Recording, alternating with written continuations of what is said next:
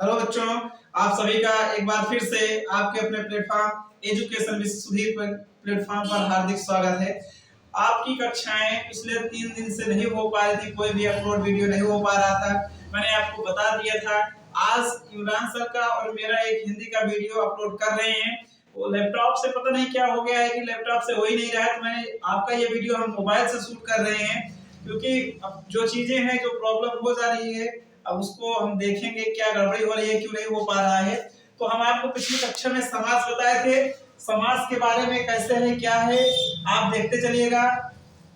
हम आपको समास का पूरा विस्तृत आप में जितना भी है वो हम पढ़ाने वाले हैं। और एक चीज है, आप लोगों की स्कीम जिसके आप बोलते हैं टाइम टेबल समय सारणी आ चुकी है।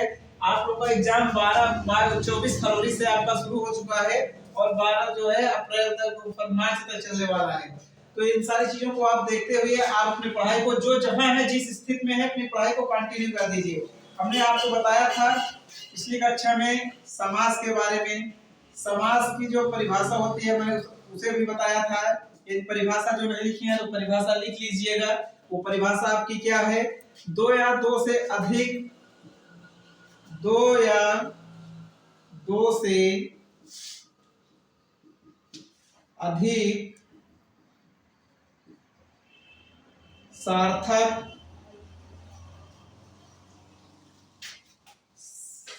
शब्द से मिलकर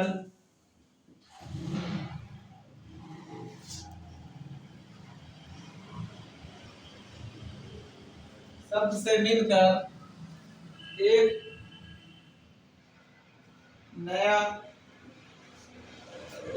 शब्द बनता है।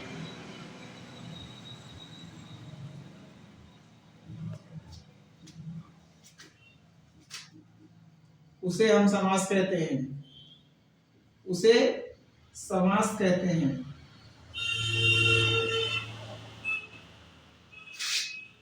देखिए पिछली कक्षा में हमने आपको सब कुछ बताया हुआ है, सिर्फ शायद परिभाषा नहीं लिखाए थे, लेकिन समास का अर्थ क्या है, समास का मतलब क्या होता है, समास का संक्षेपीकरण से होता है या उसे संक्षिप्त कहते हैं, उसे छोटा चीज कहते हैं, मतलब छोटा रूप कहते हैं। हमने आपको समास के 6 भेद बताए थे। हाँ, एक चीज नोट कीजिएगा, वो एक ह्यूमन एरर मुझसे भी हो गई थी।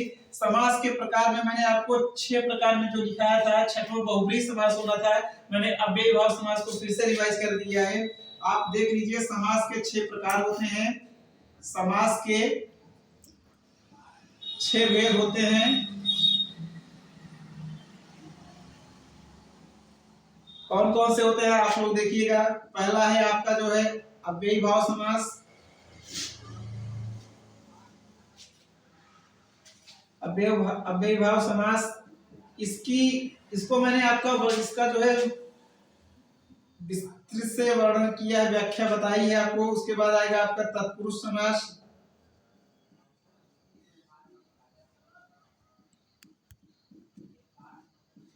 आपका तीसरा होगा कर्मधारय समास, ये आपका चौथा होगा। कर्मधारय के बाद द्विगु समास, आपका पांचवा होगा द्वंद्व समास। इसे द्वंद्व ये वक्त पूरा है आधा है, ठीक है, द्वंद्व समास। और जो आपका छठा होने वाला है ये यही हमने अव्ययी भाव बोल लिख भी दिया था और बोल भी दिया था, तो देखिए कि ये बहुब्रीहि समास है।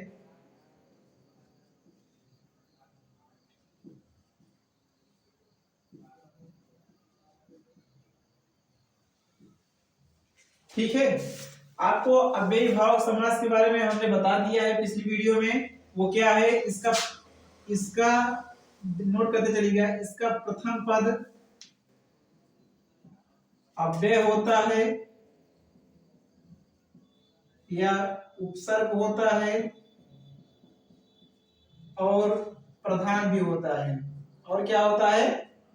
प्रथम पद प्रधान होता है।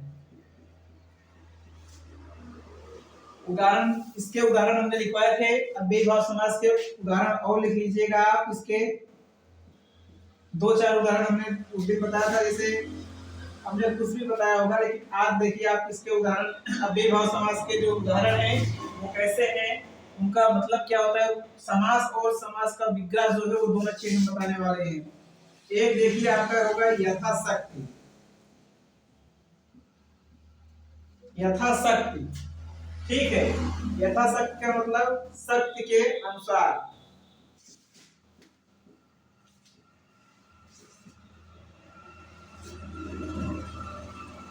ये आपका समासिक पद हुआ और ये आपका समास विग्रह हुआ।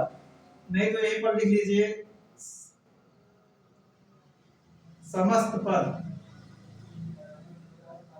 ठीक है, और यहां लिख लीजिए समास विग्रह।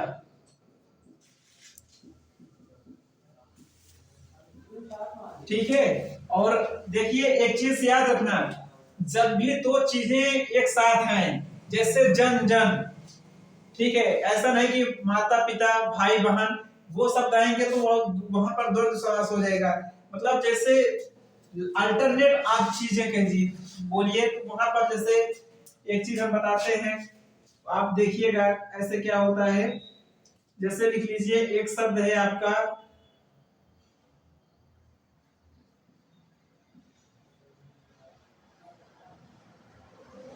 सरासर, नहीं तो दूसरा कोई लिख लीजिए। सरासर में आपको आप में जो आपके सिलेबस में आपके एग्जाम में आए यथाशक्ति और यथास्थित, जो आपके एग्जाम में आने वाला है वो कंपटीशन वाली चीजें हैं, उसमें नहीं जाएंगे हम। यथास्थित मतलब जैसी स्थित हो, स्थित के अनुसार,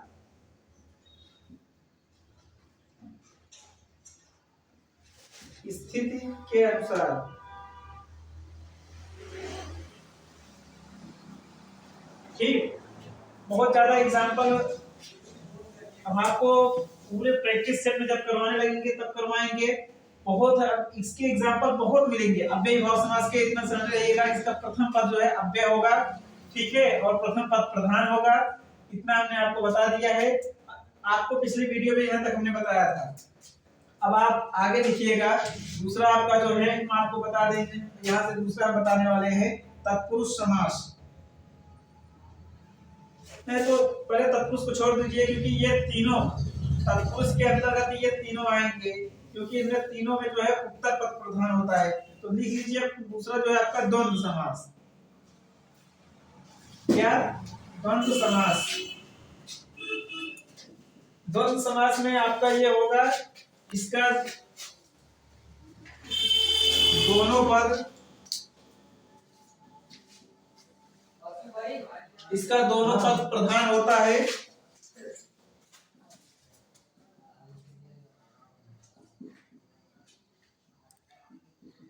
एक मात्र ऐसा समास है जिसके दोनों पद प्रधान होते हैं, वो समास कौन सा है? द्वंद्व समास है। यानी कि प्रथम पद और उत्तर पद, जिसे आप तो प्रथम पद जानते हैं ना, ये आपका हुआ प्रथम पद और वो आपका हुआ उत्तर पद।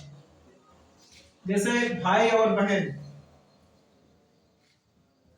भाई बहन।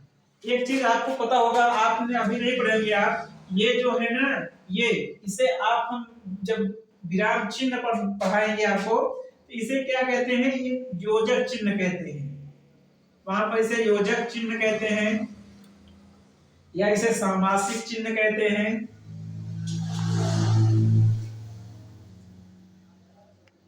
सामासिक चिन्ह कहते हैं। तो आप इसे जहां आपको ये मिलने वाला है योजक चिन्ह या वो, तो आप समझ जाइएगा कि वहां पर द्वंद्व समास होगा। चीजें अल्टरनेट मिलेंगी। देखिए माता पिता, माता पिता आपको यहाँ भी मिल जाएगा, ये चीज आपको यहाँ मिल जाएगी, योजक चिन्ह यहाँ भी मिलेगा। तो आपको पहचान के रूप में हमने बता दिया है भाई बहन माता पिता, ठीक है। तो आप देखते रहिएगा, ऐसे में और कुछ भी हो वो चीजें आपको समझ में आनी चाहिए, ठीक है बच्चा। और यहाँ से अब आपको एक चीज और बताने वाले हैं हम। देखिए जो योजक चिन्ह होता है वो ऐसा नहीं है, आपको मतलब ऐसा नहीं कि आपने भी देखा नहीं कि ये दो, आप दोनों शब्द को देखना है कि ये क्या है। जैसे भाई और बहन है, आपको यहाँ नहीं देखना है कि भाई इसका विलोम है, भाई का विलोम बहन, मतलब एक पुरुष है स्त्री है, ये चीज आपको नहीं ध्यान देनी है। माता भी यहाँ पर स्त्री है, मतलब पिता पुरुष है, तो ये ऐसा नहीं है। कभी कभी बच्चे, दो तीन बच्चे मुझको बताया सर ये पुल्लिंग है और ये स्त्रीलिंग है, ये स्त्रीलिंग है, माता पिता पुल्लिंग है, उसके विलोम जो है वो अगर एक साथ द्विवचन चिन्ह के साथ आ जाए तो कभी आपका ये गलत भी हो सकता है। इस चीज का आप ध्यान रखिएगा। भाई बहन माता पिता, देखिए द्वंद्व समास कई प्रकार के होते हैं, आपको अंदर नहीं जाना है, मतलब समाहार द्वंद्व, अब वहां पर आपको नहीं जाना है। आप दो चीज रखिएगा, एक तो मतलब माता पिता भाई बहन ना, इन सारी चीजों में आपको ऐसे शब्द मिलने वाले हैं जो है आपके द्वंद्व समास में। तो ये आपका दूसरा द्वंद्व समास हो गया। ठीक है, आप लोग एक बार अभी देखते चलिएगा, फिर हम इस समास को एक वीडियो में पूरे 1 घंटे की वीडियो लाएंगे, सभी समास को एक दिन में आप देख सकेंगे उसको। वहां पर आपको हम डिस्क्रिप्टिव वर्णन करेंगे, इसलिए भी आपको एक एक चीजें जानकारी हो जाए, आप देखते चलिएगा। इसमें इसके लिए हम आपको यहाँ पर बता रहे हैं। आपका तीसरा जो होगा वो तीसरा समास होगा आपका तीसरा समास जो होगा वो होने वाला है आपका जो है बहुब्रीहि समास। आपको बता दें यार, तत्पुरुष समास से आपको बता देते हैं।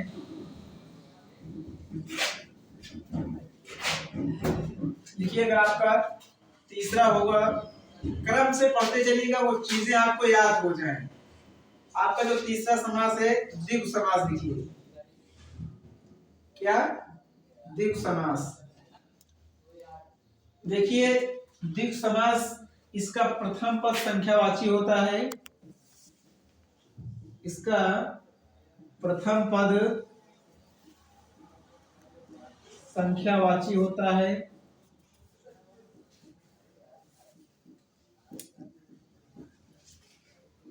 तथा उत्तर पद प्रधान होता है।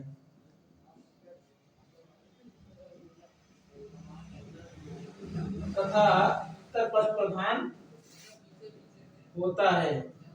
जैसे एक चीज ध्यान रखिएगा, दो चीज, एक होता है नवग्रह और एक होता है एक शब्द नवग्रह।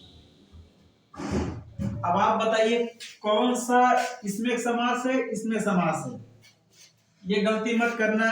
इसमें देखिए नवग्रह, नव का मतलब नव ग्रहों का समाहार जिसमें हो, नव ग्रहों का समाहार, ठीक है, या समूह। और ये नवग्रह मतलब इसमें आपका ये कर्मधारय में बताइए, ठीक है,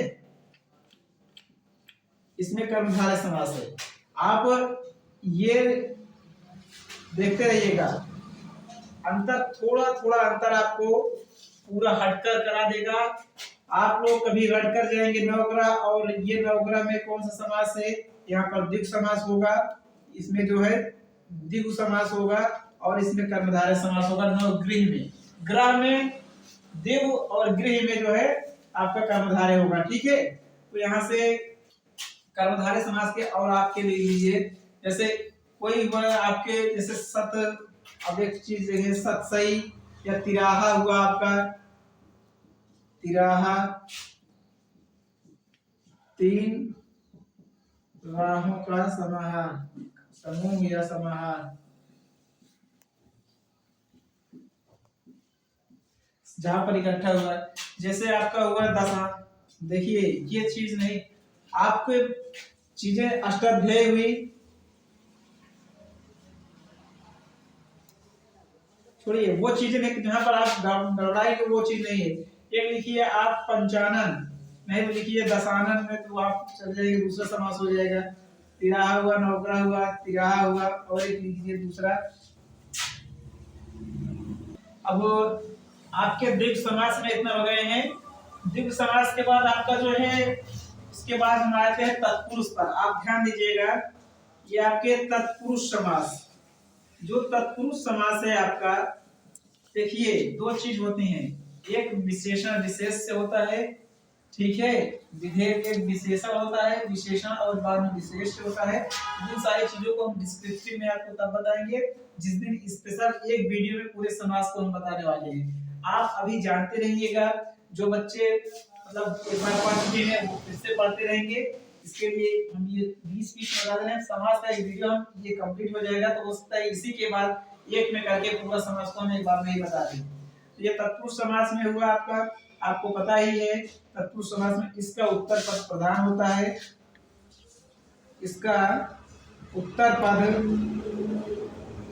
प्रधान होता है।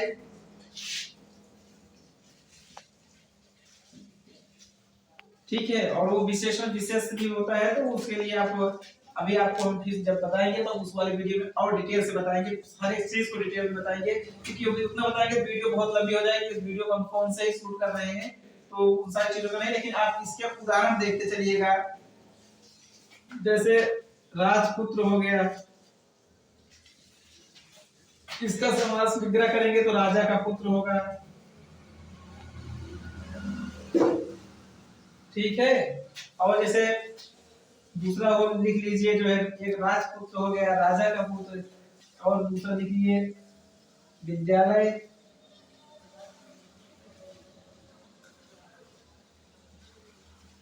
ठीक है, विद्या के लिए आलय।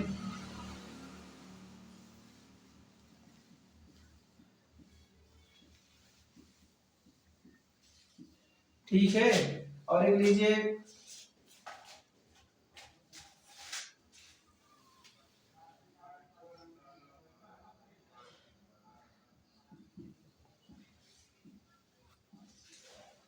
रसोई के लिए घर।